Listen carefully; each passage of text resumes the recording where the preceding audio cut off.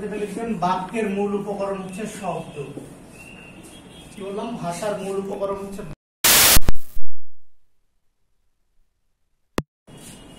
এরপর আসেন বাক্য সম্পর্কিত সবকিছু আলোচনা করা হয় বাক্য তত্ত্বে। বাক্য সম্পর্কিত সবকিছু আলোচনা করা হয় বাক্য তত্ত্বে। এটার আরেক নাম হচ্ছে সিনট্যাক্স, ইংরেজি নামটা গুরুত্বপূর্ণ। এই সবাই আইডিয়া দিয়ে দাও, ঠিক আছে? আমরা আইডিয়া কমাচ্ছেন দিয়ে দাও। কি বললাম তাহলে? বাক্য সম্পর্কিত সবকিছু আলোচনা করা হয় কোথায়? বাক্য তত্ত্বে। আর এটার ইংরেজি নাম হচ্ছে কি? সিনট্যাক্স। এটা গুরুত্বপূর্ণ, সিনট্যাক্স। বাক্য সম্পর্কিত সবকিছু আলোচনা করা হয় বাক্য তত্ত্বে, আর এটার ইংরেজি নাম হচ্ছে সিনট্যাক্স।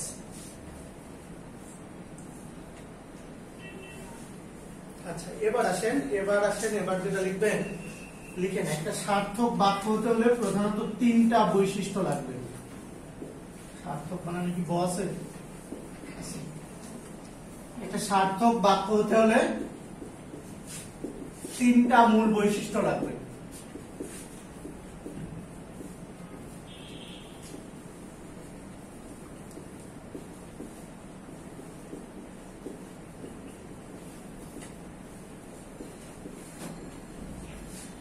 বলছি একটা সার্থক বাক্য হতে হলে তিনটা মূল বৈশিষ্ট্য লাগবে। প্রথমে 1 নাম্বার বলছি আকাঙ্ক্ষা, 2 নাম্বার বললাম আসক্তি, 3 নাম্বার বললাম হচ্ছে যোগ্যতা। তিনটা বানানই গুরুত্বপূর্ণ। প্রথমটা আকাঙ্ক্ষা বানান দেখেন কিভাবে লেখা আছে, এভাবে লিখতে হবে। 2 নাম্বার যেটা বলছি আসক্তি, আসক্তি না, কিন্তু এখানে যদি কয় ত দেন তাহলে সেটা কিন্তু এডিক্টেড হয়ে যাবে। আসক্তি কয় ত। 1 নাম্বার বলছি আকাঙ্ক্ষা, 2 নাম্বার বললাম আসক্তি, আর 3 নাম্বার বলছি কি যোগ্যতা। বললাম তিনটা বানানি খেয়াল করে লিখবেন। প্রথমটা বলছে কি আকাঙ্ক্ষা, দেখেন কিভাবে লিখছি। তারপর 2 নাম্বার হচ্ছে আসক্তি, আর 3 নাম্বার বলছে কি যোগ্যতা। আকাঙ্ক্ষাতে এসে যেটা লিখবেন, লিখেন এক পদ শোনার পর আরেক পদ শোনার ইচ্ছা বা আগ্রহকে বলা হয় আকাঙ্ক্ষা। এক পদ শোনার পর আরেক পদ শোনার ইচ্ছা বা আগ্রহকে বলা হয় আকাঙ্ক্ষা।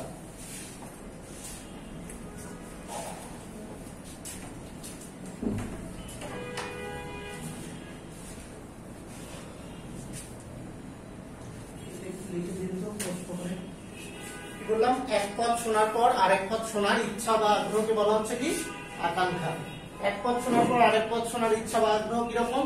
ধরেন বললাম আমি এখন এরপরে কি খাবো, মারা যাবো না ঘুমাবো না, কি এই যে পরের পদ শোনার যে ইচ্ছা বা আগ্রহ, এটাকে বলা হচ্ছে কি আকাঙ্ক্ষা। এরপর আসেন 2 নাম্বার যেটা লিখবেন, লিখেন আসক্তি। আসক্তি যেটা লিখবেন, লিখেন বাক্যের সুশৃঙ্খল পদবিন্যাসের নামই হচ্ছে আসক্তি।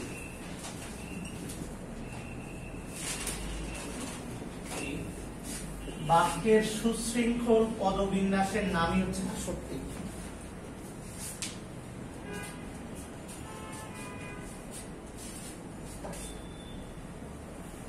বাক্যের সুশৃঙ্খল পদবিন্যাসের নামই হচ্ছে কি আসক্তি। আসক্তি মানে হচ্ছে সাজানো গোছানো, সাজায় গোছায় লেখা। কি বললাম তাহলে? বাক্যের সুশৃঙ্খল পদবিন্যাসের নামই হচ্ছে কি আসক্তি। সাজায় গোছায় লেখে কিরকম? ধরেন ভাত আমি খাই, এমনি না বলে কি আমি প্রথমে একটা কি নিয়ে আসা, সাবজেক্ট নিয়ে আসা, এরপরে অবজেক্ট নিয়ে আসা, এরপরে কি নিয়ে আসা, ভার্ব নিয়ে আসা। এটা হচ্ছে বাংলা বাক্যের স্ট্রাকচার। আর ইংরেজিতে কি হয়? আই ইট রাইস, ভার্ব অবজেক্টের আগে চলে আসে। আর বাংলা বাক্যের প্রথমে সাবজেক্ট মানে কর্তা, এরপরে কি থাকে বিধেয়, তারপরে থাকে কি ক্রিয়া, শেষে থাকে কি ক্রিয়া। এটা মনে রাখবেন যে অনেক সময় প্রশ্ন হয় বাংলা বাক্য গঠনের বৈশিষ্ট্য কোনটি? ক্রিয়া মাঝে থাকে, ক্রিয়া শুরুতে থাকে, ক্রিয়া শেষে থাকে। তাহলে কি হবে? ক্রিয়া শেষে থাকে। আচ্ছা, তাহলে আসক্তি কি বললাম? একটু সাজায় গোছায় লেখা, যে মানে যেন বুঝতে সুবিধা হয় আর কি। এরপর আসেন 3 নাম্বার যেটা, 3 নাম্বার বলছি কি যোগ্যতা। যোগ্যতার সংজ্ঞা যেটা লিখবেন, লিখেন বাক্যের যোগ্যতা, লিখেন বাক্যের শব্দগুলোর মধ্যে বা পদগুলোর মধ্যে, বাক্যের পদগুলোর মধ্যে, বাক্যের পদগুলোর মধ্যে, বাক্যের পদগুলোর মধ্যে, বাক্যের পদগুলোর মধ্যে লিখেন অন্তর্গত এবং ভাবগত মিল বন্ধনের নামই হচ্ছে যোগ্যতা। বাক্যের পদগুলোর মধ্যে অন্তর্গত এবং ভাবগত মিল বন্ধনের নামই হচ্ছে যোগ্যতা। পদগুলোর মধ্যে অন্তর্গত এবং ভাবগত মিল বন্ধনের নামই হচ্ছে কি যোগ্যতা। মিল বন্ধন, বাক্যের পদগুলোর মধ্যে অন্তর্গত এবং ভাবগত মিল বন্ধনের নামই হচ্ছে কি যোগ্যতা। এখন দেখেন যোগ্যতা কি রকম।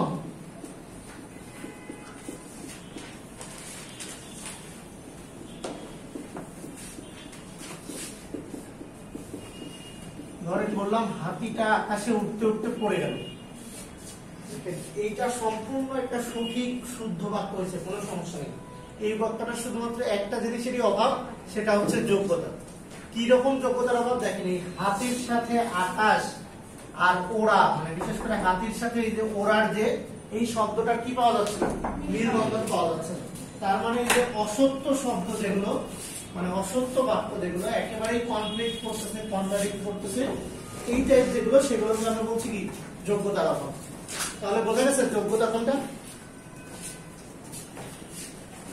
এইরকম যদি বলেন যে গতকালের রৌদ্রে, এই যে দেখেন, বা গত রাতের রৌদ্রে, এই যে রাতে কি হবে না, রোদ হবে না, এই যে এটার সাথে এটার কি নাই, মিল বন্ধন নাই, মানে অন্তর্গত এবং ভাবগত মিল বন্ধন না থাকলে তখন সেটা কি হবে না, যোগ্যতা সম্পন্ন বাক্য হবে না। আচ্ছা, এখন আসেন এই তিনটা হচ্ছে মেইন বৈশিষ্ট্য, মানে এই তিনটা লাগবেই। এই তিনটা থেকে অনেক প্রশ্ন হয়েছে। এছাড়াও এরপর যেটা লিখবেন লিখে, এছাড়াও আরো কিছু কারণে একটা বাক্য যোগ্যতা হারাতে পারে। এছাড়া আরো কিছু কারণে একটা বাক্য যোগ্যতা হারাতে পারে। এছাড়াও আরো কিছু কারণে একটা বাক্য যোগ্যতা হারাতে পারে।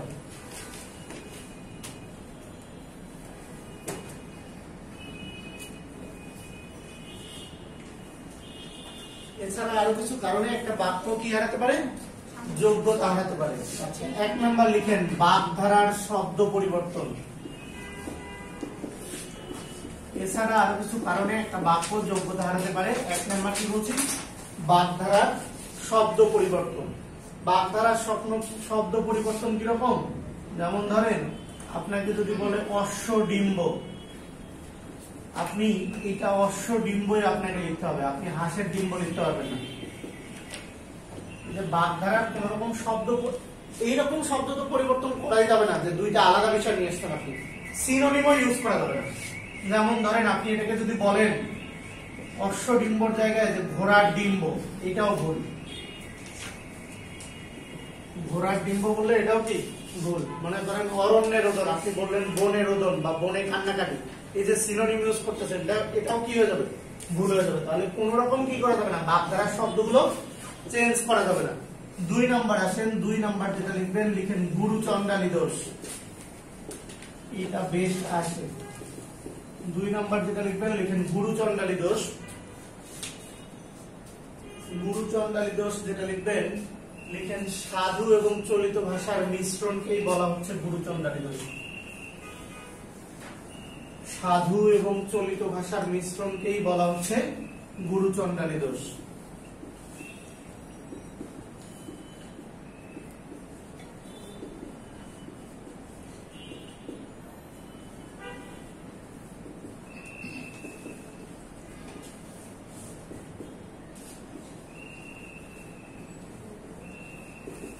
সাধু এবং চলিত ভাষার মিশ্রণকে বলা হচ্ছে কি গুরুচণ্ডালী দোষ। দেখেন আমি কয়েকটা লিখছি, এই কটা লিখেন।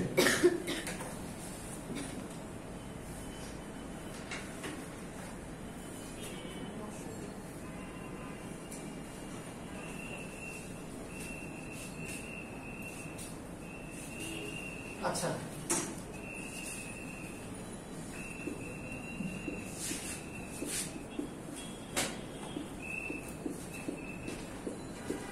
কি বললাম, সাধু এবং চলিত ভাষার মিশ্রণকে বলা হচ্ছে কি গুরুচণ্ডালী দোষ। দেখেন এখানে গুরুচণ্ডালী দোষের ক্ষেত্রে মজার বিষয় হচ্ছে অ্যান্সার হয় কিন্তু মানে ভুলগুলো বলতে দেখেন অশ্ব ডিম, এটা কি হতো, অশ্ব ডিম্ব, যেহেতু অশ্ব হচ্ছে কি সাধু, তার মানে এর সাথে আপনাকে সাধুই নিয়ে আসতে হবে। এটা কিন্তু শুদ্ধ, এটা কিন্তু শুদ্ধ, কিন্তু আপনার পরীক্ষায় কোশ্চেন হবে নিচের কোনটি গুরুচণ্ডালী দোষ যুক্ত, তখন কিন্তু আপনাকে অ্যান্সার করতে হবে এটা।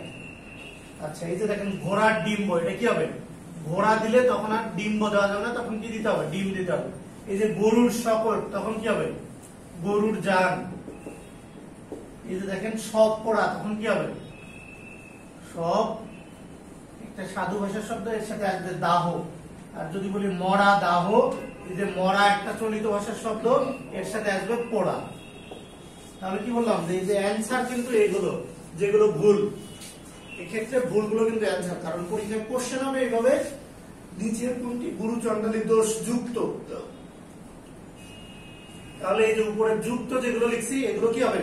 অ্যান্সার হবে। আর যুক্ত না যেগুলো বিহীন লিখছি, গুরুচণ্ডালী দোষ বিহীন, সেগুলো কিন্তু কি হবে না? অ্যান্সার হবে না। হতে পারে যদি বলে নিচের কোনটি গুরুচণ্ডালী দোষ মুক্ত, তখন আপনি দেখবেন যে মুক্ত বা বিহীন এটার মধ্যে কোনটা অপশন আছে সেটা হবে।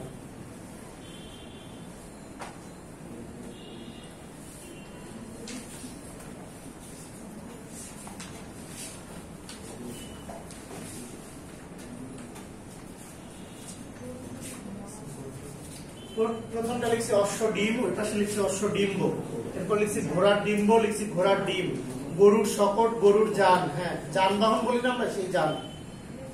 তারপরে সব পোড়া, ওই পাশে লিখছি সব দাহ, মরা দাহ, ওই পাশে লিখছি কি? মরা পোড়া। আচ্ছা, আমি কিছুক্ষণ পর কোশ্চেন দেখাচ্ছি, তাহলে বুঝতে হবে। এরপরে আসেন 3 নাম্বার যেটা লিখবেন, লিখেন বাহুল্য দোষ। বাহুল্য দোষ 3 নাম্বার যেটা লিখবেন, লিখেন বাহুল্য দোষ। বাহুল্য দোষ যেটা লিখবেন, লিখেন বহু বচনের প্রয়োগ জনিত ভুলকে বলা হয় বাহুল্য দোষ। বহু বচনের প্রয়োগ বা ব্যবহার জনিত ভুলকে বলা হয় বাহুল্য দোষ। বহু বচনের ব্যবহার জনিত ভুলকে বলা হয় বাহুল্য দোষ।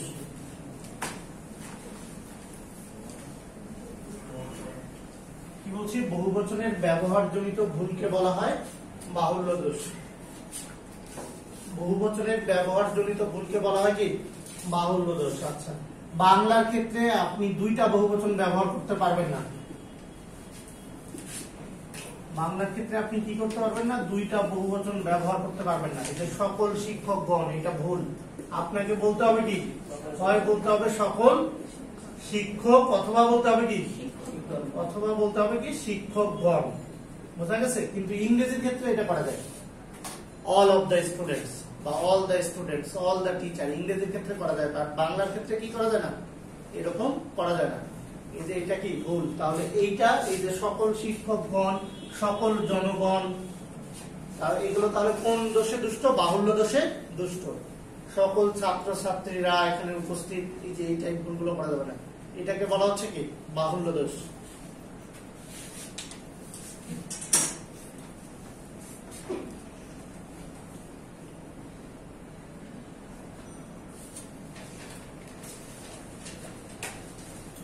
এরপর আসেন, এরপর যেটা লিখবেন, লিখেন উপমার ভুল প্রয়োগ। 4 নাম্বার। 4 নাম্বার লিখেন উপমার ভুল প্রয়োগ।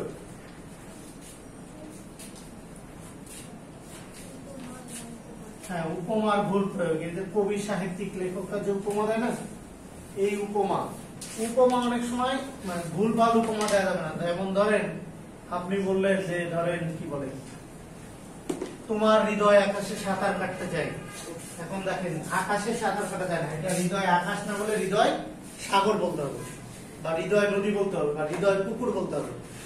বোঝা গেছে? আচ্ছা, যদি আপনি আকাশ বলেন তাহলে ওটা হবে হৃদয় আকাশে উড়ে বেড়াতে চাই বা উঠতে চাই, এই চাই। এই যে আপনাদের বইয়ে একটা এক্সাম্পল আছে, ওটাই আসে মোটামুটি, যে আমার হৃদয়ের ক্ষেত্রে আশার বীজ উঠত হলো। এখন ক্ষেত মানে এটা হচ্ছে বীজ বপনের জায়গা না, এই জন্য তখন হবে কি? হৃদয় ক্ষেত্রে না হবে হৃদয় খেতে। এই যে এইটাই উপমার ভুল প্রয়োগ করা যাবে না। আচ্ছা, এরপর আসেন, এরপর যেটা লিখবেন, লিখবেন দুর্বোধ্য শব্দ পরিহার করতে হবে। 5 নাম্বার যেটা লিখবেন, লিখেন দুর্বোধ্য শব্দ পরিহার করতে হবে। দুর্বোধ্য শব্দ পরিহার করতে হবে। মানে দুর্বোধ্য শব্দ বলতে এমন কিছু শব্দ আছে যে শব্দগুলো অপ্রচলিত, সেই শব্দগুলো কি করতে হবে? পরিহার করতে হবে। বইয়ে একটা एग्जांपल আছে প্রপঞ্চ, এটাই মোটামুটি আসে।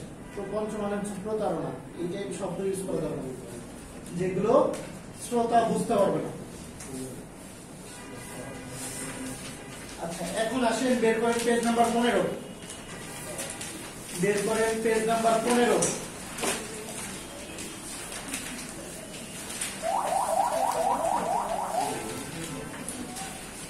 Page number 15। আচ্ছা, প্রথম 1 নাম্বার কোশ্চেন দেখেন, বাক্যে এক পদ শোনার পর অন্য পদ শোনার ইচ্ছাকে কি বলেন?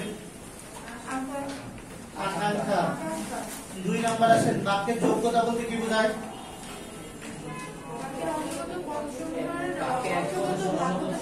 ভাবগত সংগতি। 3 নাম্বার, কি সাংঘাতিক ব্যাপার, কি ধরনের বাক্য? বিস্ময়সূচক। এরপরে আসেন 4 নাম্বার, বাক্য গঠনের প্রধান উপাদান হলো কি? পদ। 5 নাম্বার, বাক্যের পদসজ্জার শৃঙ্খলাকে কি বলে? আসক্তি। আসক্তি না কিন্তু। তারপরে আসেন 6 নাম্বার, বাক্যের অর্থ পরিষ্কারভাবে বোঝাতে এক পদ শোনার পর আরেক পদ শোনার ইচ্ছাকে কি বলে? 7 নাম্বার, ভাষার বিচারে সার্থক বাক্যের গুণ 9 কোনটি? আসক্তি। এই যে দেখেন বানান দিয়ে কোশ্চেন দিয়ে দিয়েছে। এরপরে আসেন 8 নাম্বার, কাজটি শেষ করার জন্য সে আদায় গাছপালা খেয়ে নামিয়ে কি নেমেছে, বাক্যটি কি হারিয়েছে? আচ্ছা শুনেন, যখন এরকম প্রশ্ন করে যে কি হারিয়েছে, অধিকাংশ ক্ষেত্রেই অ্যান্সার হয় যোগ্যতা। 90% ক্ষেত্রেই অ্যান্সার হয় কি? যোগ্যতা, কারণ এখানে বাগধারা ভুল আছে। এরপরে আসেন 9 নাম্বার, পদ সাদা বা শৃঙ্খলাকে কি বলে? আসক্তি। আচ্ছা 10 নাম্বার, একটা সার্থক বাক্যে কি কি গুণ থাকতে হয়? যোগ্যতা, আকাঙ্ক্ষা, আসক্তি। আচ্ছা 11 তো পারবেন, 12 পারবেন। আচ্ছা 14 নাম্বার বলেন, অর্থ সংগতি রক্ষার জন্য পরোক্ষ উক্তিতে কিসের পরিবর্তন করতে হয়? প্রত্যক্ষ উক্তি পরোক্ষ উক্তি পড়বো আমরা একটু পরে, লাগে না যদিও। ওই যে ন্যারেশন করছেন না ইংলিশে, দেখছেন না যে হচ্ছে এই যে নাও থাকলে এটা হয়, ইয়েস্টারডে থাকলে এটা হয়। হ্যাঁ, তাহলে কি হয়? কালের পরিবর্তন করতে হয়। এই ন্যারেশনের বাংলায় হচ্ছে উক্তি আর কি। আচ্ছা এরপর 15 পারবেন। 16 নাম্বার দেখেন, তুমি আমার সাথে প্রপঞ্চ করিয়েছো, বাক্যটি কি অর্থে যোগ্যতা হারিয়েছে? দুর্বোধ্যতা অর্থে। এরপর আসেন 17 নাম্বার, আষাঢ় শ্রাবণ 2 মাস শরৎকাল, এই বাক্যে কি ধরনের ভুল? যোগ্যতা। কেন যোগ্যতা ভুল? কারণ আষাঢ় শ্রাবণ 2 মাস কি নয়, শরৎকাল নয়, এটা একটা মিথ্যা কথা। আচ্ছা এরপর আসেন 18 নাম্বার, আগেই সন্ধ্যা আজ সময় নেমেছে, বাক্যটি কোন বৈশিষ্ট্যটি নেই? সুশৃঙ্খল পদবিন্যাস নাই, সুশৃঙ্খল পদবিন্যাসকে কি বলে? আসক্তি। আচ্ছা 19 আসক্তি, এটা পারবেন। 20 নাম্বার দেখেন, মারাত্মক কোশ্চেন, পদ বিপর্যয় ঘটেছে কোন বাক্যটিতে? পদ বিপর্যয় মানে হচ্ছে পদ বাদ দিয়ে দেওয়া। এই ধরনের ইয়ার জন্য বেশ ভালো পড়াশোনা জানা থাকতে হবে, তাছাড়া পারবেন না। দেখেন যত চাও তত লও, ঠিক আছে, কোনো পদ বিপর্যয় নাই। আমি কবি, বনের পাখির মতো স্বভাব আমার, গান করার কোনো পদ বিপর্যয় নাই। যেমন বুলবুল তেমন বাঘাতে দূর, কোনো পদ বিপর্যয় নেই। কিন্তু এই যে ক নম্বরে আছে, ওই গ্রামে নাই, ঈশ্বর থাকে ওই পাশের গ্রামে ভদ্রপল্লীতে, এখানে তাহাকে খুঁজিয়ে পাওয়া যাবে না, তার কথা বলেন। হ্যাঁ, এটা হচ্ছে কি পদ্মা নদীর মাঝে পড়ছে না? আপনাদের পদ্মা নদীর মাঝে ছিল না? আপনাদের সময় কিচ্ছু না। পদ্মা নদীর মাঝে কত রোমান্টিক একটা উপন্যাস। এই যে পদ্মা নদীর মাঝের মধ্যে এটা বলে যে ঈশ্বর মানে এই যে জেলে পাড়ায় বা গরিবের এখানে ঈশ্বরকে খুঁজে পাওয়া যাবে না, ঈশ্বর থাকে ওই পাশের গ্রামে ভদ্রপল্লীতে। এরপর আসেন 21 নম্বর বলেন, দেশের সব জনগণই আন্দোলনে নেমেছে, বাক্যটি সার্থক গুণের প্রয়োগ কোন দোষে প্রয়োগ হয়েছে? বাহুল্য দোষ। এরপর আসেন 22, 23 পারবেন, 24 পারবেন, 25 গুরুচণ্ডালীর দোষে দুষ্ট কোনটি? সব পড়া। 26 এটা কিন্তু বলছিলাম গুরুচণ্ডালীর দোষ যখন পড়াইছিলাম। 26 মরা দাও কোন ধরনের অশুদ্ধি? দোষ। 27 খেলা শেষে বাড়ি ফিরবো ইনশাআল্লাহ, কোন লক্ষণ প্রকাশ পেয়েছে? আকাঙ্ক্ষা। এরপরে আসেন 28 নাম্বার বলতেছে, বাগধারার পরিবর্তন সংক্রান্ত ভুলের উদাহরণ কোনটি? এই যে ঘটকের ডিম। দেখেন ঘোড়ার ডিম, ঠিক আছে না? ঘোড়ায় গলদ, ঠিক আছে, ঘটকে ডিম্ব, এটা কি ঠিক নাই, এটা তো কি অশ্বডিম্ব। গৌরী সেনের টাকা মানে কি বলেন? এটা একটা বাগধারা দিয়েছে গৌরী সেনের টাকা। হৈমন্তী পড়ছেন না? হৈমন্তী নাই আপনাদের? বললাম যে আপনাদের কিছুই নাই। হৈমন্তী পড়লে বুঝতে পারতেন। গৌরী সেনের টাকা মানে হচ্ছে শ্বশুরের টাকা। হৈমন্তীর বাবার নাম হচ্ছে গৌরী সেন। ওই হৈমন্তী এমনিতে গল্পটা তো পড়ছেন। হৈমন্তীর বাবা মাঝে মধ্যে অপুকে মানে হচ্ছে তার মেয়ের হাজবেন্ডকে 100-200 টাকা দিত। সেই সময় 100-200 টাকা অনেক। আর সেই টাকা দিয়ে অপু হচ্ছে ইচ্ছা মতো বই কিনে এনে দিত হৈমন্তী। মানে বই কেনার সময় অনেক দামি দামি বই কিনতো, তখন সে আর কি বলতো যে গৌরী সেনের টাকা আমার কি, মানে শ্বশুরের টাকা কি ইচ্ছা মতো খরচ করা যাবে। আচ্ছা, এরপর আসেন 29 নম্বর, মাছ আকাশে ওড়ে, বাক্যটি কেন অশুদ্ধ?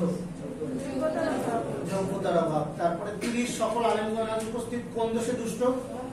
বাহুল্য দোষ। 31, রাত্রিতে রৌদ্র হয় কিসের অভাব? যোগ্যতার অভাব। গরু মানুষের গোস্ত খায় কিসের অভাব? যোগ্যতার অভাব। অরণ্যের রতন না বলে বনে ক্রন্দন বললে বাক্যটি কি হারাবে? যোগ্যতা হারাবে।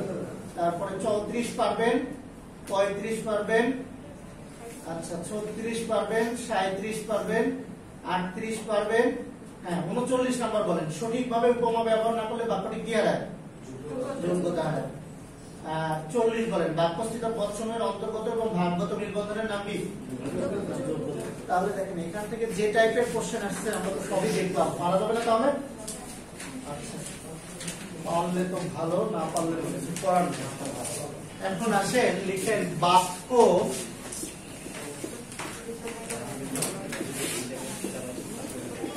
গঠনগত দিক থেকে 3 প্রকার।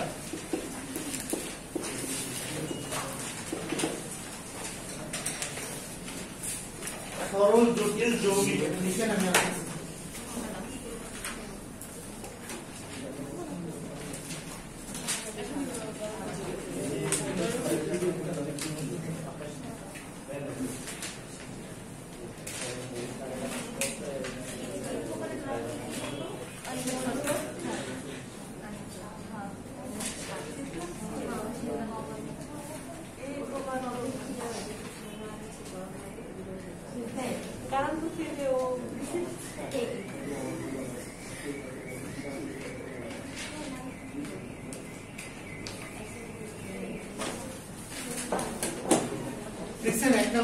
সরল, 2 নাম্বার হচ্ছে জটিল বা মিশ্র, 3 নাম্বার হচ্ছে যৌগিক।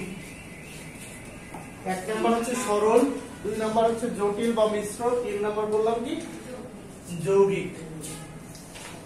আচ্ছা, এখন এটা পড়াইতে গিয়ে এখন আমাদেরকে একটু ইংরেজির দিকে চলে যেতে হবে। আচ্ছা, ইংরেজিতে পড়ছেন না finite verb, non finite verb. বলেন ফাইনাইট কি, নন ফাইনাইট কি?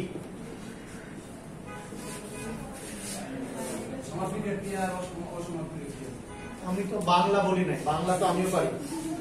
ইংরেজি বলেন ফাইনাইট ভার্ব কি, কেমনে বুঝবো যে এটা ফাইনাইট ভার্ব?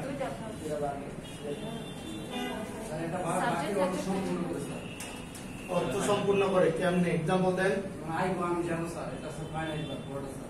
এটা ফাইনাইট ভার্ব। আচ্ছা, আর নন ফাইনাইট কোনটা তাহলে? আমি খেলতে চাই, আর সাথে চাই I want to swim, sir. এখানে swimming sir finite verb, non finite verb. ভালো বোঝেন নাই। আচ্ছা, ফাইনাইট নন ফাইনাইট বাংলায় বোঝেন, বাংলা আপনার ইংরেজি বোঝানো আমার দায়িত্ব না, দায়িত্ব হলে বোঝেন। একটা হচ্ছে সমাপিকা আর একটা হচ্ছে কি অসমাপিকা। সমাপিকা মানে যেটা দ্বারা মনের ভাব সম্পূর্ণরূপে প্রকাশ হবে, আর অসমাপিকা মানে যেটা দ্বারা মনের ভাব সম্পূর্ণরূপে প্রকাশ হবে না। যেমন ধরেন যদি বলি যে আমি স্কুলে যাই, এইখানে যাই এটা হচ্ছে সমাপিকা ক্রিয়া, মনের ভাব সম্পূর্ণরূপে প্রকাশ হয়ে গেছে।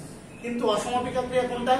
যদি বলি আমি এখান থেকে গিয়ে, এই যে গিয়ে এই পর্যন্ত হচ্ছে অসমাপিকা, এখানে কি মনের ভাব সম্পূর্ণরূপে প্রকাশ হয় নাই। আচ্ছা, তাহলে অসমাপিকা সমাপিকা বুঝছেন। এখন আছে আরেকটা বিষয় বুঝতে হবে, সেটা হচ্ছে ক্লজ।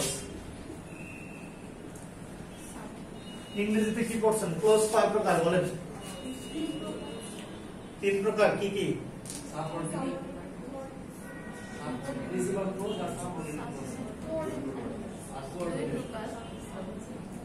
আচ্ছা প্রিন্সিপাল ক্লজ আর কি আবার কোঅর্ডিনেট বলতেছেন কেমনে? আচ্ছা প্রিন্সিপাল আর হচ্ছে কি সাবঅর্ডিনেট বা ডিপেন্ডেন্ট বা যেটাই বলেন না কেন। আচ্ছা বাংলায় এই ক্লোজের নাম হচ্ছে বাক্যাংশ। ক্লোজের নাম হচ্ছে কি বাক্যাংশ। বাক্যাংশে এই যে প্রিন্সিপাল আপনারা যেটাকে ইংরেজিতে বলতেছেন, বাংলায় এটার নাম হচ্ছে মুখ্য। বাংলায় এটার নাম কি বললাম? মুখ্য। আর এই যে এটাকে এটা অনেকগুলো নাম আছে, গৌণ, নির্ভরশীল, অনেকগুলো নাম আছে। আচ্ছা এখন আসেন ক্লোজ যদি বলি, ধরেন বললাম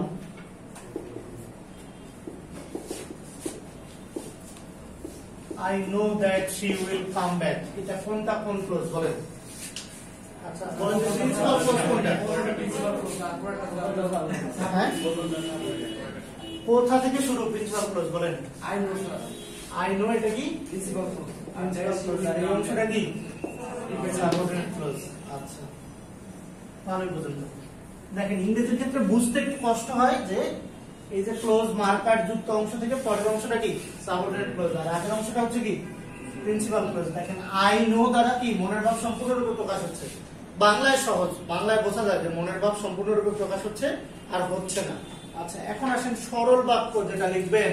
প্রথম সরল বাক্যের এখানে লিখেন, সরল বাক্য অথবা সিম্পল সেন্টেন্স যেটাই বলি না কেন, যেটা লিখবেন যে একটা সমাপিকা ক্রিয়া প্লাস একটা সাবজেক্ট বা একটা কর্তা। একটা সমাপিকা ক্রিয়া প্লাস একটা কর্তা যখন থাকবে তখন আমরা সেটাকে বলবো, একটা সমাপিকা ক্রিয়া প্লাস একটা কর্তা যখন থাকবে তখন আমরা সেটাকে বলবো সরল বাক্য। কি বললাম? একটা সমাপিকা ক্রিয়া আর একটা কর্তা যখন থাকবে তখন আমরা সেটাকে বলবো কি সরল বাক্য। এখান থেকে ছোট করে একটা নোট যেটা লিখবেন, লিখেন একাধিক অসমাপিকা ক্রিয়া থাকতে পারে। কি বলছি? একাধিক অসমাপিকা ক্রিয়া থাকতে পারে, একাধিক অসমাপিকা ক্রিয়া থাকতে পারে। তাহলে একটা সরল বাক্যে কি একাধিক অসমাপিকা ক্রিয়া থাকতে পারে, এটাতে কোনো সমস্যা নাই। বাট সমাপিকা ক্রিয়া থাকবে কয়টা? একটা। সমাপিকা ক্রিয়া থাকবে কয়টা? একটা। আচ্ছা দেখেন এমনিতেই তো সরল বাক্য বোঝেন যে অসমাপিকা থাকে এরকম দিয়ে এক্সাম্পল দেই। যদি বলি ছেলেটা নাচতে নাচতে, গাইতে গাইতে, হাসতে হাসতে, কাঁদতে কাঁদতে এখান থেকে চলে গেল। খেয়াল করেন, দেখেন বললাম কি ছেলেটা নাচতে নাচতে, সেই পর্যন্ত কি মনের ভাব প্রকাশ হয়েছে? সম্পূর্ণরূপে হয় নাই। তারপর বললাম হাসতে হাসতে, হয়েছে? তারপর বললাম কাঁদতে কাঁদতে, হয়েছে? আচ্ছা তারপরে আরো কি যেন বলছিলাম। আচ্ছা সে তারপরে এখান থেকে চলে গেল। যখন আমি বললাম যে চলে গেল, এখন এসে কিন্তু কি হয়েছে? মনের ভাব সম্পূর্ণরূপে প্রকাশ হয়েছে। দেখেন চলে পর্যন্ত হয়নি, যখন বললাম চলে গেল, যখন বললাম তখন কি হয়ে গেল। তাহলে এখানে অসমাপিকা ক্রিয়া অনেকগুলো আছে, এই যে চলে, নাচতে নাচতে, হাসতে হাসতে, কাঁদতে কাঁদতে, গাইতে গাইতে। বাট সমাপিকা ক্রিয়া কয়টা? এই যে একটা, চলে গেল। তার মানে এটা কোন বাক্য? সরল বাক্য। এই বিষয়টা মাথায় রাখবেন, এইটা নিয়ে কোশ্চেন হয়। দুইটা তিনটা অসমাপিকা ক্রিয়া দিয়ে দেয়, একটা সমাপিকা ক্রিয়া দিয়ে দেয়, বলে যে নিচের বাক্যটি কোন বাক্য, সরল বাক্য না জটিল বাক্য না যৌগিক বাক্য। তাহলে সরল বোঝা গেছে? পরে আরো এক্সাম্পল দিচ্ছি আমি, এমনিতেই মানে আপাত দৃষ্টিতে বুঝতে পারছেন। এরপরে আসেন, এরপরে যেটা লিখবেন, লিখেন কি জটিল বা মিশ্র বাক্য। সরলের পর যেটা লিখবেন জটিল বা মিশ্র বাক্য।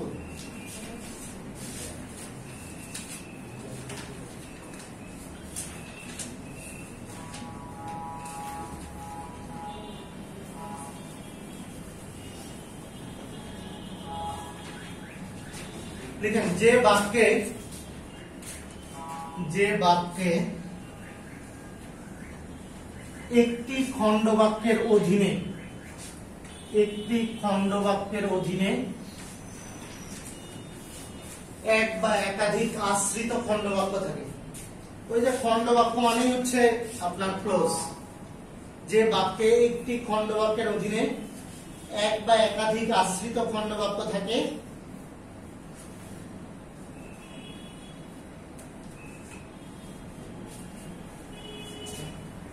এক বা একাধিক আশ্রিত খণ্ড বাক্য থাকে, সেটাকেই বলা হচ্ছে কি জটিল বা মিশ্র বাক্য।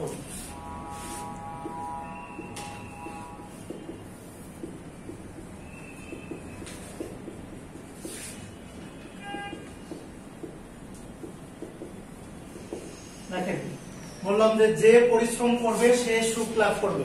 এটা দেখেন প্রথমত খেয়াল করেন এইটার প্রিন্সিপাল ক্লজ কোনটা, সে সুখ লাভ করবে। দেখেন তো এটা দ্বারা মনের ভাব পরিপূর্ণরূপে প্রকাশ হয়ে গেছে না? তার মানে এটা কি প্রিন্সিপাল ক্লজ বা কি প্রধান খণ্ড বাক্য যেটাকে আমরা বলছি, আর এইটা হচ্ছে আশ্রিত খণ্ড বাক্য। কারণ দেখেন এইটা নির্ভর করতেছে এর উপরে।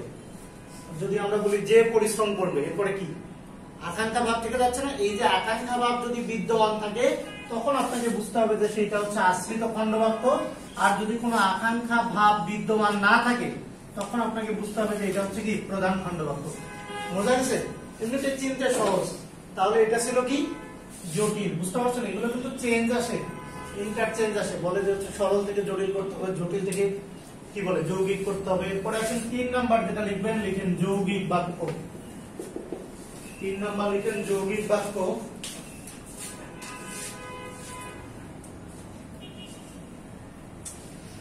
যৌগিক বাক্য যেটা লিখবেন, লিখেন দুটি সরল বা দুটি জটিল বাক্য মিলে যেটা হয় সেটাই হচ্ছে যৌগিক বাক্য। দুটি সরল বা দুটি জটিল বাক্য মিলে যে বাক্যটা তৈরি হয় সেটাই হচ্ছে কি যৌগিক বাক্য। সাধারণত মানে আপনার দুইটা সমাবেশে ক্রিয়া থাকে আর কি। দুইটা সরল বা দুইটা যৌগিক বাক্য মিলে যেটা তৈরি হয় সেটা, দুইটা জটিল বাক্য মিলে যেটা তৈরি হয় সেটাকে বলা হচ্ছে কি যৌগিক বাক্য।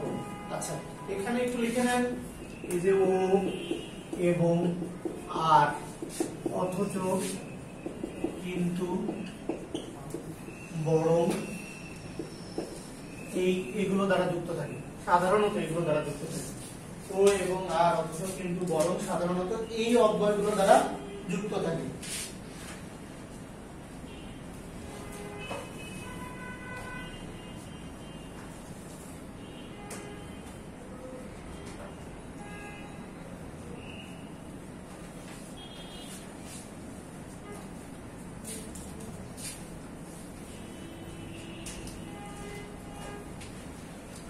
ও এবং আর অথচ কিন্তু বরং এই অব্যয়গুলো দ্বারা কি যুক্ত থাকে।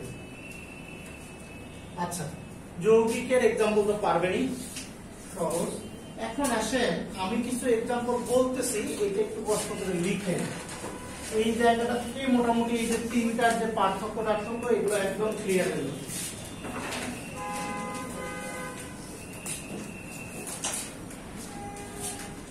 প্রথম আসেন, প্রথম যেটা লিখবেন,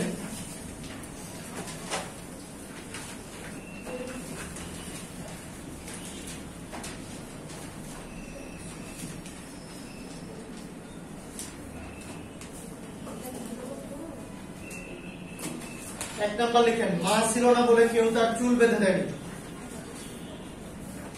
মা ছিল না বলে কেউ তার চুল বেঁধে দেয়নি।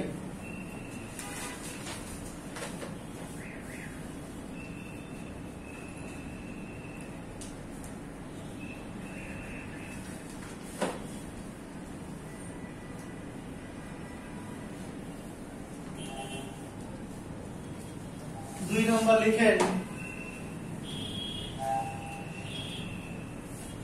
তুমি আসবে বলে হে স্বাধীনতা সখিনা বিবির কপাল ভাঙলো।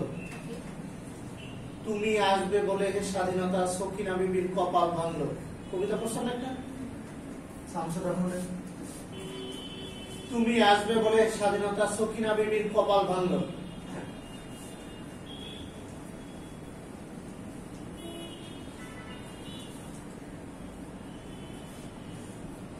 তিন নাম্বার লিখেন তুমি আসবে বলে আমি এখানে অপেক্ষা করছি।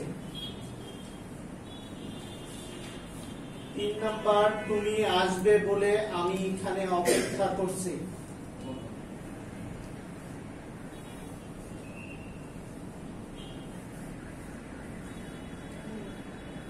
বুঝছেন?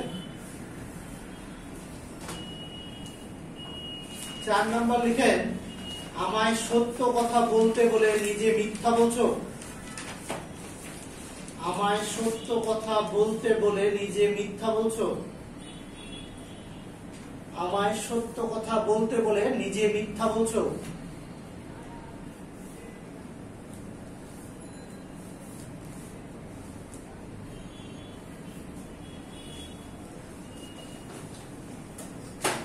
5 নাম্বার লিখেন তুমি যাবে বলে এখনো যাচ্ছ না কেন। 5 নাম্বার তুমি যাবে বলে এখনো যাচ্ছ না কেন। তুমি যাবে বলে এখনো যাচ্ছ না কেন।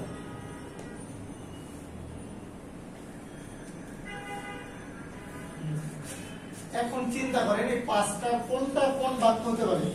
সরল, জটিল, যৌগিক, তিনটা হচ্ছে আপনাদের কাছে অপশন।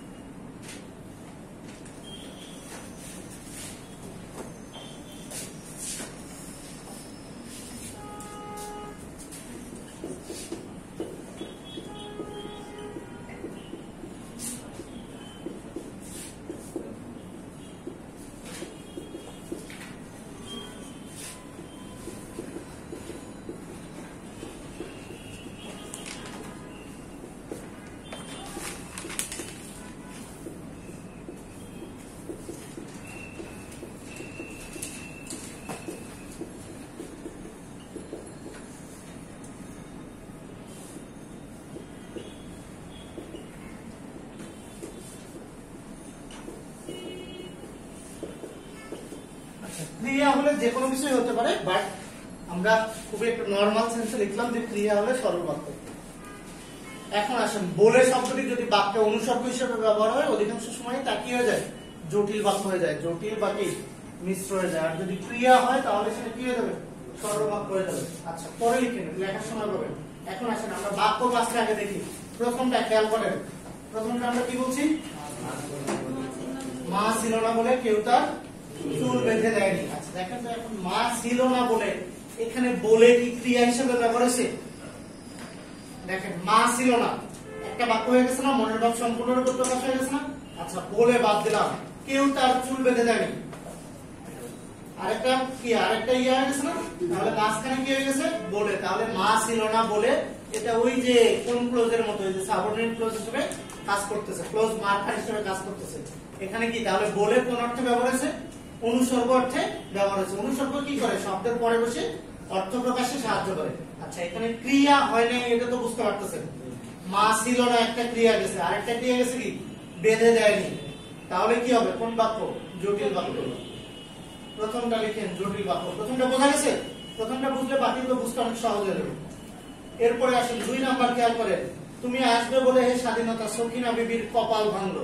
এখন খেয়াল করেন, দেখেন তুমি আসবে, দেখেন তো তুমি আসবে, ক্রিয়া পাইছি না আমরা।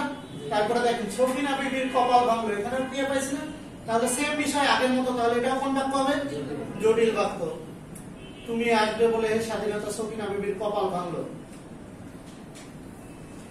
এই যে অ্যাজ, ইফ এগুলো পড়ছে না ইংলিশে, এই টাইপ ব্যবহার হচ্ছে বলে শব্দটা।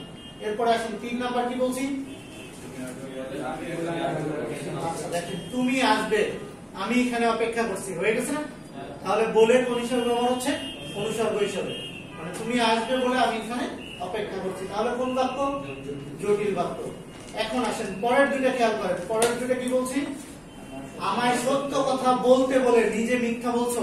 খেয়াল করেন, তাহলে এখানে বলে কি ক্রিয়া না, আমায় সত্য কথা বলতে বলে। আমরা তো এইটুকু বলতে পারি না যে এটা ভার হয়ে গেছে, যে আমায় সত্য কথা বলতে, এখানে কি মনের ভাব প্রকাশ হয়েছে, এই যে আমায় সত্য কথা বলতে বলে, তাহলে বলে এখানে কি হয়েছে, ক্রিয়া, নিজেই মিথ্যা বলছো।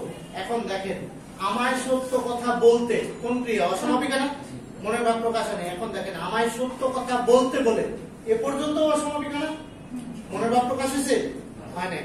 এখন দেখেন তারপরে কি, তুমি নিজেই মিথ্যা বলছো, এই যে তুমি নিজেই মিথ্যা বলছো, মনের ভাব প্রকাশ হয়ে গেছে না। তাহলে দেখেন সমাপিকা ক্রিয়া কয়টা, একটা, তার মানে কোন বাক্য, সরল বাক্য, সাবজেক্টও একটা। আচ্ছা পরেরটা খেয়াল করেন, কি বলছি, তুমি যাবে বলে এখনো যাচ্ছ না কেন। এখানে বলে মানে তুমি যাবে বলে, বুঝতে পারতেছেন কি অর্থে ব্যবহার হচ্ছে, তুমি যাবে বলে এখনো যাচ্ছ না কেন। আমরা বলি না কি তুই নাকি যাবি, এখনো যাচ্ছিস না কেন। এখন দেখেন তুই নাকি যাবি, এখনো যাচ্ছিস না কেন, ক্রিয়া হিসেবে ইউজ হয়েছে না। ওইটাকে জাস্ট শুদ্ধ ভাষায় বলছে যে তুমি যাবে বলে এখনো যাচ্ছ না কেন, মানে তুমি নাকি যাবা এখনো যাচ্ছ না কেন, তাহলে ক্রিয়া হিসেবে যদি ব্যবহার হয় তখন সেটা কি হয়ে যাবে, সরল বাক্য। বুঝা গেছে? পরীক্ষায় এই টাইপ দিয়ে আপনাকে বলবে যে নিচের কোনটা সরল বাক্য, নিচের কোনটা জটিল বাক্য, নিচের কোনটা যৌগিক বাক্য। এখন আসেন এখান থেকে বাক্য রূপান্তর আসে। বাক্য রূপান্তর আপনারা দেখবেন সময় পেলে দেখা যাবে। এবার আসেন, এবার যেটা লিখবেন লিখেন বাচ্য বা ভয়েস।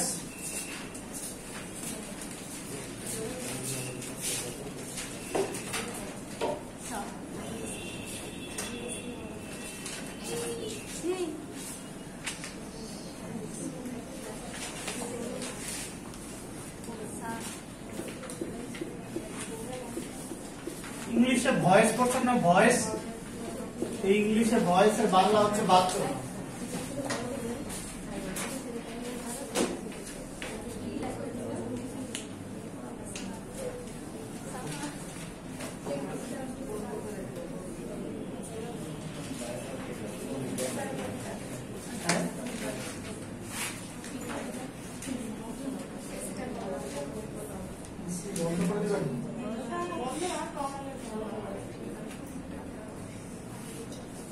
লিখেন বাচ্য শব্দের অর্থ হচ্ছে বক্তব্য।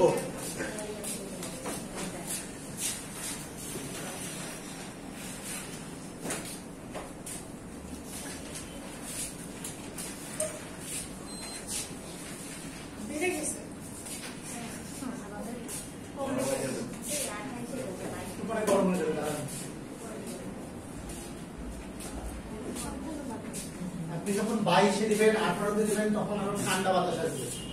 আপনি যখন বাড়াচ্ছেন 23, 24, 25, 26, 27, 28 তখন গরম বাতাস দেবে।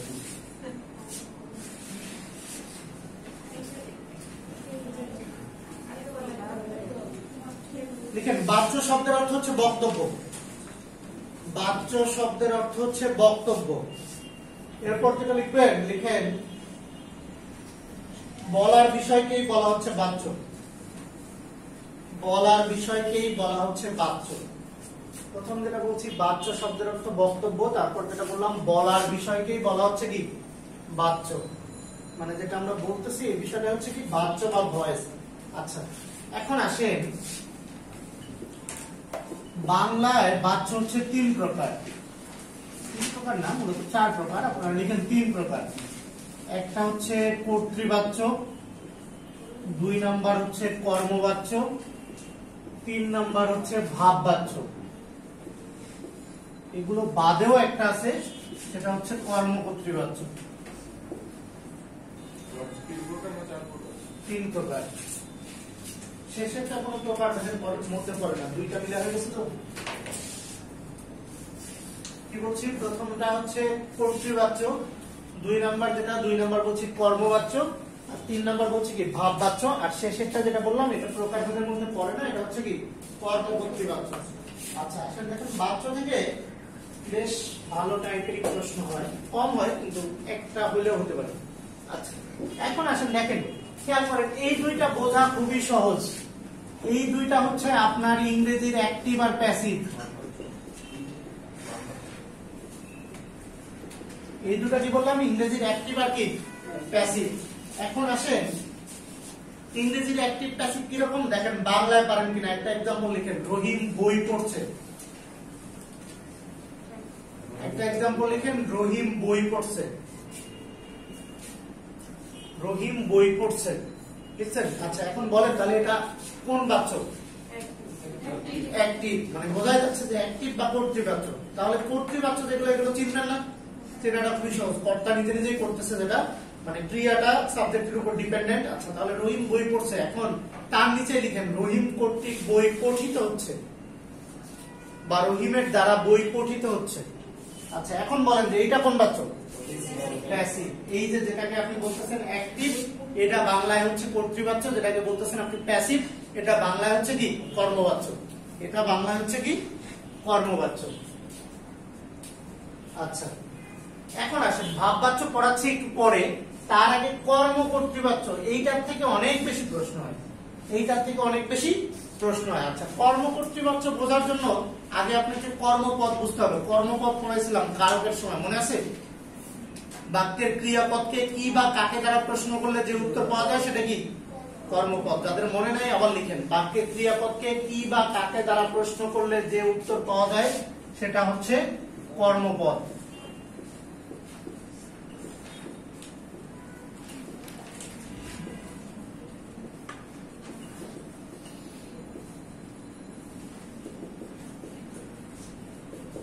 বাক্যের ক্রিয়াপদকে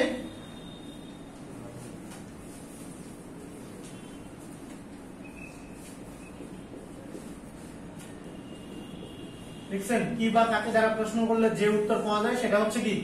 কর্মপদ। আচ্ছা, এখন কর্মকর্তৃবাচ্যে যেটা লিখবেন, লিখেন যে কর্মপদ কর্তার ন্যায় আচরণ করে। কর্মকর্তৃবাচ্যে যেটা লিখবেন, কর্মপদ কর্তার ন্যায় আচরণ করে। কর্মপদটা যদি কর্তার ন্যায় আচরণ করে তখনই আমরা সেটাকে বলবো কি? কর্মকর্তৃবাচ্য। কর্মপদ কর্তার ন্যায় আচরণ করে। কর্মপদ যদি কর্তার মতো আচরণ করে তখন সেটাকে আমরা বলবো কি? কর্মকর্তৃবাচ্য। কর্মপদ যদি কিসের মতো আচরণ করে? কর্তার মতো আচরণ করে, তখন সেটাকে আমরা বলবো কি? কর্মকর্তৃবাচ্য। কর্মপদ কর্তার মতো আচরণ করে বিষয়টা কি রকম আসেন? কথা বানাবে কি চন্দ্রবিন্দু আছে নাকি?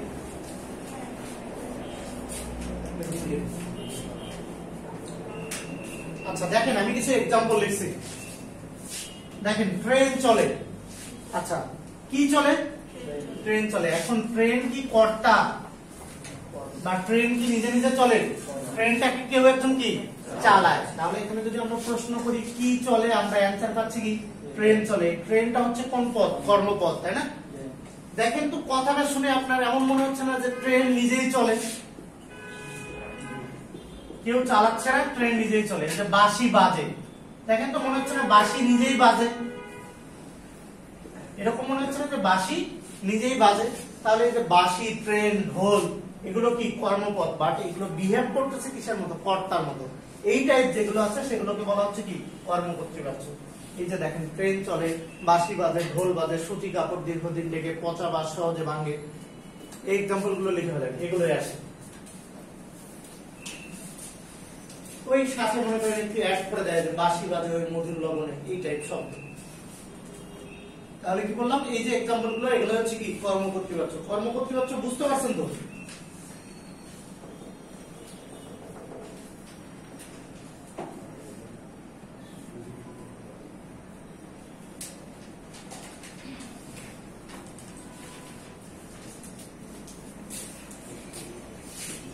এবার আসেন ভাববাচ্য। এটা খুবই গুরুত্বপূর্ণ।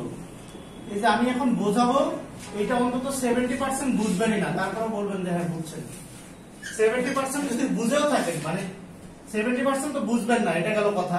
বাকি যে 30% বুঝবেন, এর মধ্যেও 20% অ্যান্সার দিতে গিয়ে ভুল করবেন। ভাববাচ্য খুবই গুরুত্বপূর্ণ। আচ্ছা, প্রথম আসেন, প্রথম যেটা লিখবেন, লিখেন ভাববাচ্যের ক্রিয়াটা হয় অকর্ম। প্রথম কি বলছি? ভাববাচ্যের ক্রিয়াটা হয় অকর্ম। ভালোভাবে বুঝতে হবে, দেখেন বোঝেন। ভাববাচ্যের ক্রিয়া হয় অকর্ম।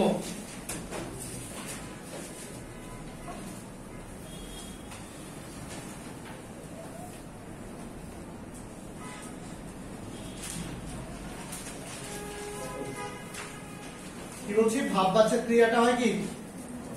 অকর্ম।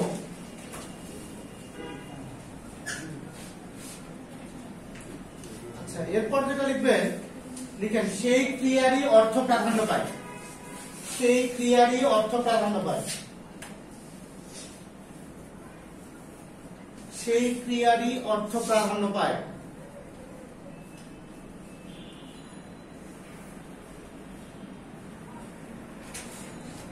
এরপর আসেন, এরপর যেটা লিখবেন, লিখেন বাক্যে কর্মের উল্লেখ না থাকলেই সেটা ভাববাচ্য। বাক্যে কর্মের উল্লেখ না থাকলেই সেটা ভাববাচ্য।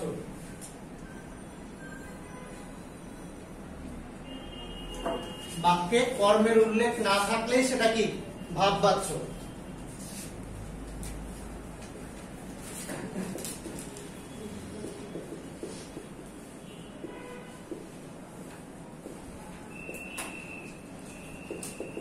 আচ্ছা দেখেন, আমি দুইটা এক্সাম্পল লিখছি, এই দুইটা এক্সাম্পল দিয়ে আগে বোঝেন। একটা एग्जांपल লিখছি কি আমার খাওয়া হলো না। দেখেন শেষেরটা খেয়াল করেন, শেষের কথাটা আমরা বলছি কি কর্মের উল্লেখ না থাকলে কি ভাব বাচ্য। দেখেন তো কি খাওয়া হলো না, অ্যানসার আছে? আচ্ছা কাকে খাওয়া হলো না, এই খাওয়া হলো না এটাই তো ক্রিয়াপদ, অ্যানসার আছে? নাই। এখন দেখেন এবার যাওয়া যাক, কি যাওয়া যাক, আবার দেখেন কি মানে কাকে যাওয়া যাক, কোনো অ্যানসার আছে? তার মানে এগুলো কি ভাব বাচ্য। এখন দেখেন আপনি আরেক ভাবে প্রশ্ন করতে পারেন, যদি আপনি বলেন যে ভাই প্রশ্ন তো এই যাক হচ্ছে ক্রিয়াপদ, কি যাক, যাওয়া যাক, কি হলো না, খাওয়া হলো না, তাই না? এইভাবে তো প্রশ্ন করা যায়, এভাবে প্রশ্ন করা যাচ্ছে না। আচ্ছা সেই হিসেবে যদি আমরা ধরেই নিই যে খাওয়া যাওয়া এগুলো, এগুলো কি আপনার কাছে কোনোভাবে মনে হচ্ছে যে এগুলো কর্মপদ? এগুলো কি কর্মপদ? কর্মপদ হতেই পারে, কি বা কাকে দ্বারা প্রশ্ন করলে যদি উত্তর পাওয়া যায় সেটা কি কর্মপদ। আচ্ছা এই জায়গায় এই জন্য বললাম যে এটা কনফিউজিং, খুবই কনফিউজিং একটা বিষয়।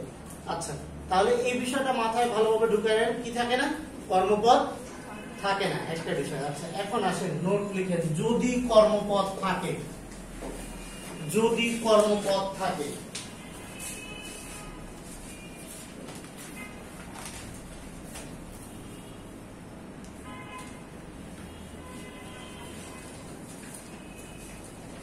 যদি কর্মপদ থাকে তাহলে লিখবেন ডিরেক্ট সেন্স না বুঝিয়ে, ডিরেক্ট সেন্স না বুঝিয়ে ইনডিরেক্ট সেন্স বোঝায়।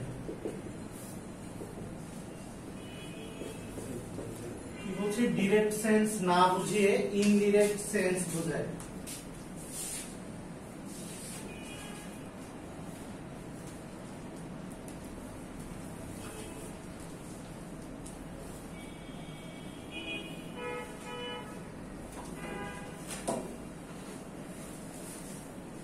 ডিরেক্ট সেন্স না বুঝিয়ে কি বোঝায়, ইনডিরেক্ট সেন্স বোঝায়। এখন এই বিষয়টা বলবেন, এগুলো দিয়ে एग्जांपल দিয়ে দেখেন। দেখেন বললাম চিঠিটা পড়া হয়েছে, কি বললাম, চিঠিটা পড়া হয়েছে। প্রথমটা বলেন যে এটা কোন বাচ্চার উদাহরণ, কর্তৃবাচ্য, কর্মবাচ্য নাকি ভাববাচ্য? কেমনে কর্তৃবাচ্য? কর্তৃবাচ্য কর্তা কই, চিঠিটা পড়া। দেখেন যদি এরকম ভাবে বুঝতে না পারেন ইংলিশে ট্রান্সলেট করে বলবেন, তাহলে দ্য লেটার হ্যাজ রেড, তাই না? তাহলে দেখেন কেউ না কেউ চিঠিটা পড়ছে, তার মানে কোন সেন্টেন্স হয়ে যাচ্ছে, অ্যাক্টিভ না প্যাসিভ? প্যাসিভ, নরমালি বোঝা যাচ্ছে যে প্যাসিভ। এখন দেখেন তো চিঠিটা পড়া হয়েছে, এটা কি ডিরেক্ট সেন্সে বলতেছে না?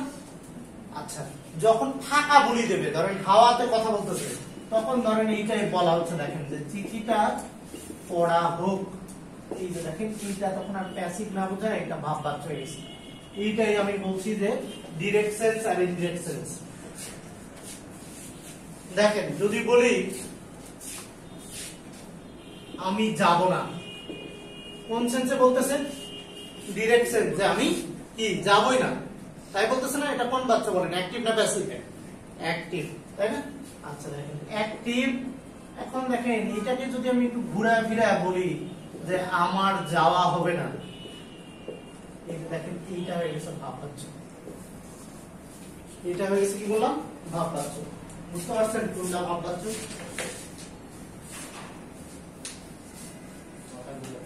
বোঝা গেছে কোনটা ভাববাচ্য? আচ্ছা দেখেন এই টাইপ লাস্ট 2-3টা কথা যে আমি বললাম, এটা মাথার মধ্যে ঢুকায় নেন। এই টাইপ আমি আরো एग्जांपल দিচ্ছি, আগে বুঝেন এরপরে লিখেন, লেখার জন্য অনেক সময় পাবেন। দেখেন তোমরা কখন এলে, দেখেন তো ডিরেক্টলি জিজ্ঞেস করতেছে না যে তোমরা কখন এলে।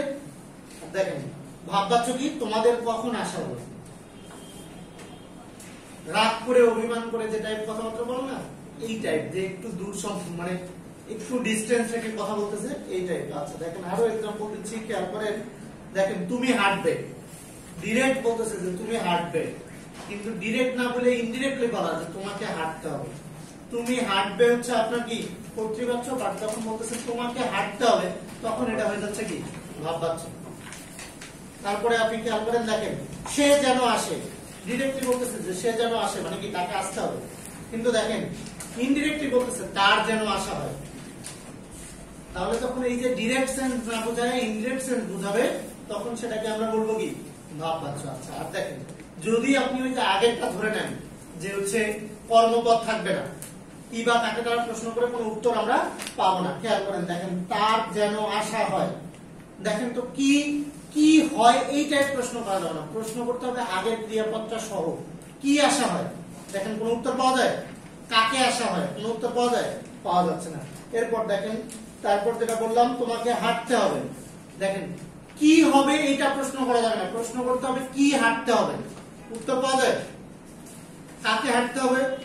হ্যাঁ, এখন দেখেন পাওয়া যাচ্ছে যে তোমাকে হাঁটতে হবে, তাই না? উত্তর পাওয়া যাচ্ছে না, এই জন্য বলছি যে যদি নোটটা কি লিখছিলাম আমরা, নোটটা কি লিখছিলাম, তার আগে কিছু লিখি নাই? যদি কর্মপদ পাওয়া যায় তখন আমাকে দেখতে হবে যে এটা ডিরেক্ট সেন্স বোঝাইছে নাকি ইনডিরেক্ট সেন্স বোঝাইছে। বুঝতে পারছেন? এর থেকে ভালো আমি আর বুঝাইতে পারবো না, এখন আপনারা বুঝেন আর না বুঝেন। এই জন্য শুরুতে বলছিলাম যে 70% বুঝবেন না। এখন তারপরে তো বোঝার কথা, এইটা সব থেকে সহজ উপায় বোঝানোর। আচ্ছা লেখা হয়েছে, এটা তো মুছে দিলাম। এটা সব থেকে সহজ মাধ্যম বোঝানোর। কোন বই টয়ে কোথাও দেখবেন যে এইভাবে নাই, আছে যে ইয়া বই টয়ে আছে, কিছু কিছু বই আছে এরকম সহজ বইটা। বের করেন পেজ নাম্বার 20।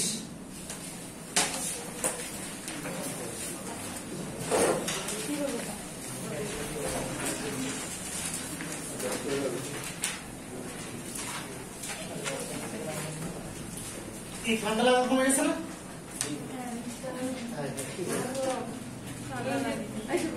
যাদের ঠান্ডা লাগে এসি সরাসরি বসবেন না, আশেপাশে সাইডে সুইডে বসবেন, বসবেন। হ্যাঁ, ওই যে পিলারের পিছনে বসবেন। আচ্ছা দেখেন, প্রথম 1 নাম্বার খেয়াল করেন, আমি যাবো না। কোন ধরনের বাচ্চা? কর্তৃ বাচ্চা, তাই না? ডিরেক্টলি বলছে কি যে আমি যাবো না।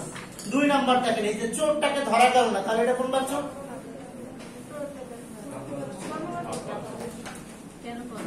চোরটাকে ধরা গেল না, কি হবে? ভাব বাচ্চা। ঠিক করে নেন, অ্যান্সার বলতে আছে।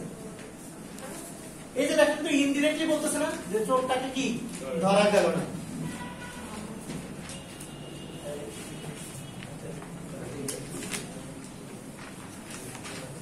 আচ্ছা 3 নাম্বার দেখেন, আপনারা অ্যান্সার দেখেন, অ্যান্সার না দেখে বলার চেষ্টা করেন তাহলে ভালো হবে। 3 নাম্বার দেখেন, নিচের কোনটি ভাব বাচ্চার বাক্য? দেখেন তো বুঝতে পারতেছেন না যে কোথা থেকে আসা হচ্ছে। ডিরেক্টলি আমরা বলতাম কি কই থেকে আসতেছে, কি কোথা থেকে আসা হচ্ছে। বাবা মায়েরা মাঝে মধ্যে বলে না, যেমন আমার আম্মা তো মনে করেন সবথেকে কমপ্লিট কথা বলে, মাঝে মধ্যে রাত 10টা 11টা 12টা দিকে গেলে টেবিলে খাবার আছে, খেয়ে মর। খাইতেও বলতেছে আবার মরতেও বলতেছে, একই সাথে আদর এবং ঘৃণা।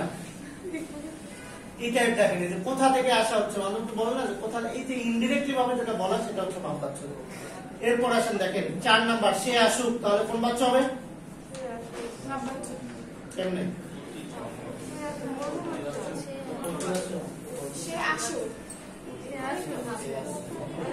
সরাসরি বলতেছে কর্তৃবাচ্য। আর যদি ভাব বাচ্চ হতো তাহলে এরকম হতো তার যেন আশা হয়। তাহলে এই তো ভুল আছে। হ্যাঁ এটা তো ভুল। চারে কি আছে? চারে কি ভাব বাচ্চ কি হবে? কর্তৃবাচ্য। এগুলো হচ্ছে আচ্ছা। এরপর আসেন 7 নাম্বার দেখেন, কোশ্চেন কি টাইপ হয়? কোশ্চেন বেশি হয় যে কর্মকর্তৃ বাচ্চা থেকে। 7 নাম্বার খেয়াল করেন, 7 বাজিতেছে, কোন ধরনের বাচ্চার উদাহরণ? কি হবে? কর্মকর্তৃ বাচ্চা। তারপরে 8 নাম্বার, কাজটা ভালো দেখে না, কোন বাচ্চার উদাহরণ? কর্মকর্তৃ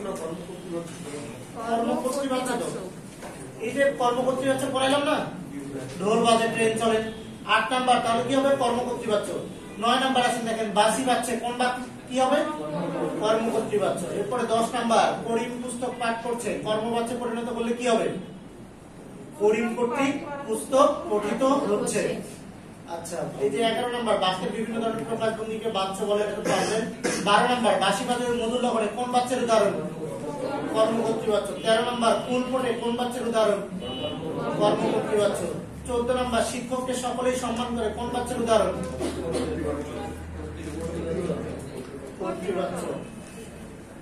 আর শিক্ষক সকলের দ্বারা সম্মানিত হন, এটা হলো প্যাসিভ বা কর্মবাচ্য। আচ্ছা 19 নাম্বার চলে আসেন, কথাবাস সহজে ভাঙে, কোন বাচ্চা হবে? কর্মকর্তৃ বাচ্য। আচ্ছা, মাঝখানে এগুলো পারবেন, চেঞ্জ গুলো পারবেন। 23 নাম্বার চলে আসেন, তার যেন আসা হয় কোন বাচ্চার উদাহরণ? কি হবে? ভাব বাচ্য। 24 নাম্বার বলেন, ভাব বাচ্চের উদাহরণ কোনটি?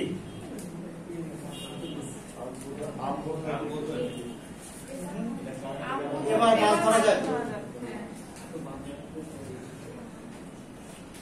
তারপর দেখেন 25 নাম্বার কি হবে বলেন?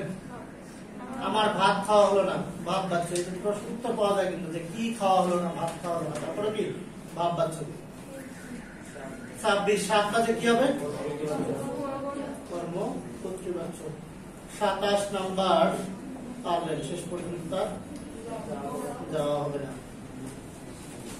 28 নাম্বার বলেন, যে বাচ্চা কর্ম থাকে না, ক্রিয়ার অর্থ প্রধান করে ব্যক্ত হয়, তাকে কি বলে? ভাব বাচ্চ।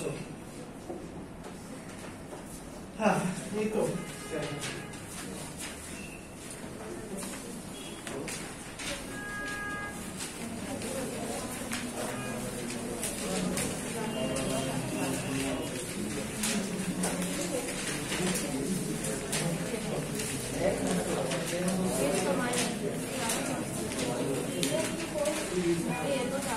এরপর আসেন পেজ নাম্বার 21। আচ্ছা, উক্তি একটু দেখেন আর কি, এরকম ভাবে আসে না পরীক্ষায়, বাট একটু দেখে দেবেন। পরীক্ষায় আসে না জন্য এরকম ভাবে কোশ্চেন নাই। তারপর আসেন পেজ নাম্বার 22। পেজ নাম্বার 22 দেখেন, এই যে বাংলা বানানের নিয়ম, এগুলো নক্তবিধান সত্যবিধানে পড়াইছি, সন্ধিতে পড়াইছি। তারপর ধরেন হচ্ছে গিয়ে সামনে হয়তো বা আরো আমরা পড়বো, কিছু কিছু জিনিস দেখা দিচ্ছি, এই বিষয়গুলো খেয়াল করবেন। প্রথম আসেন তৎসম শব্দের ক্ষেত্রে দাগান 1 3। তৎসম শব্দের ক্ষেত্রে দাগান 1 3। এরপরে আসেন অতৎসম ক্ষেত্রে দাগান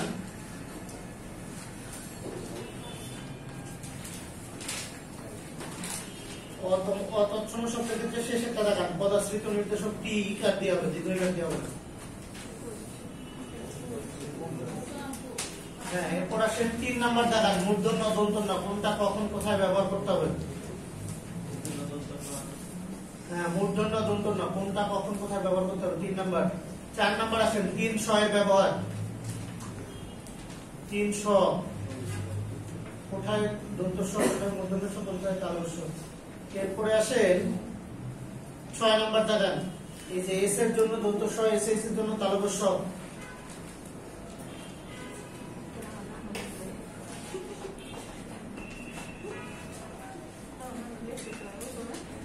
11 নাম্বার দাগান, পদের শেষে বিসর্গ থাকবে না।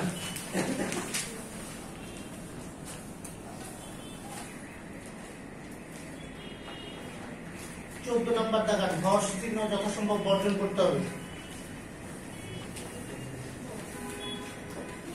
এরপরে আসেন 17 নাম্বার, এই যে সমাসে পড়েছি, সমাসবদ্ধ সম্ভব যথাসম্ভব একসাথে লিখতে হবে, মাঝখানে ফাঁকা রাখা যাবে না। আর এই যে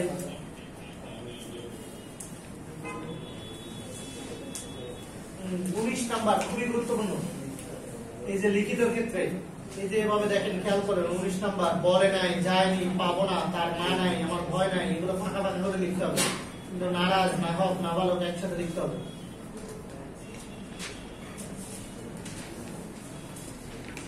এরপরে আসেন page number 27। Page number 27 Bangla বানানের নিয়ম 2।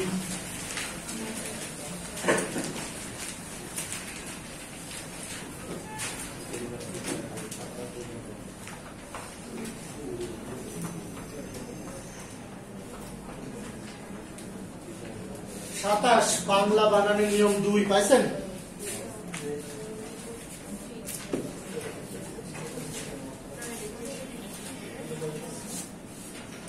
সাতাশে দাগান 1 3।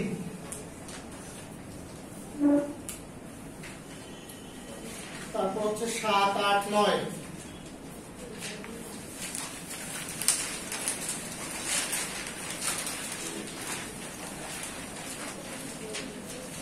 চলে আসেন 13 14। 13 14 এরপরে হচ্ছে 18,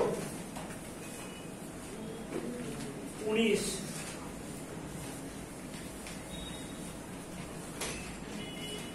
20,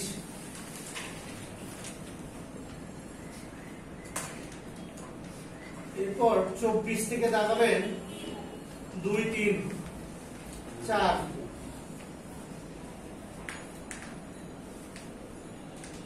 7।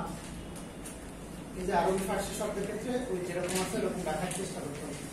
আচ্ছা, এরপরে আসি পেজ নাম্বার 30। 30 থেকে বলি পড়বেন কিভাবে। পড়বেন হচ্ছে এরকম ভাবে, এই যে দেখেন যদি খেয়াল করেন দেখবেন যে এখানে প্রথমে কি অশুদ্ধ দেয়া আছে, এরপরে কি দেয়া আছে, শুদ্ধ দেয়া আছে, আবার অশুদ্ধ দেয়া আছে, তারপরে শুদ্ধ দেয়া আছে। এই জায়গাটা থেকে প্রচুর কোশ্চেন হয়, একটা না একটা কোশ্চেন আসেই। আপনার এই যে সতীত্ব এটা যেটা আপনারা করবেন, অশুদ্ধ গুলো একবারে কেটে দিবেন, এমন ভাবে কেটে দিবেন যেন বোঝা না যায়, অশুদ্ধ গুলো দেখারই দরকার নেই। বাঙালি তো সমস্যা আছে, ধরেন মনে করেন আপনি যদি পড়েন এইভাবে যে ধরেন পড়লেন যে এটা অশুদ্ধ, এটা হচ্ছে শুদ্ধ, বিশ্বাস করেন পরীক্ষায় গিয়ে আপনার মনে হবে যে এটা তো পড়ছিলাম। এই জন্য এটা দেখাই যাবে না, তখন আপনি এটা ভুল তো অনেক রকম হইতে পারে, এটা 5 ভাবে ভুল করা যেতে পারে, বাট শুদ্ধ কয়টা? শুদ্ধ একটা। সুতরাং এটা 5টা দেখে তো আপনার কোনো লাভ নাই। লাভ আছে আপনি শুধু জাস্ট শুদ্ধটা দেখবেন, আপনি শুধু জাস্ট কি দেখবেন, শুদ্ধটা দেখবেন, মনে থাকবে। এই ভুলগুলো কি করবেন, কেটে দিবেন, একদম কেটে দিবেন, ভুলগুলো কেটে দিবেন। ভুলগুলো দেখাই দরকার নেই, ভুলগুলো দেখলে আপনার মাথায় ওটাই কাজ করবে, ওগুলোই কাজ করবে।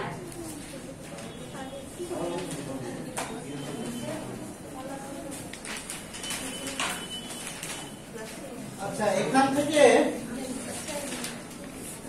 আপনার এই যে পেজ নাম্বার 32 এই শব্দগুলো একটু খেয়াল করেন, এখান থেকে বেশ ভালো আসে। 32 দেখেন, একত্রিত, একত্রিত হয় না, একত্র, এই শব্দটা মনে হয় 20 বারের বেশি আসছে বিভিন্ন পরীক্ষায়। 32 খেয়াল করেন, এই যে অনাথিনী হয় না, অনাথা। এই যে 32-এর সবগুলো শব্দ একবার পড়েন, 32-এর শব্দ, এই যে 32-এর বহুল প্রচলিত কিন্তু ব্যাকরণগত ভুল, সবগুলো শব্দ একবার পড়েন, 32-এর সবগুলো শব্দ একবার পড়েন।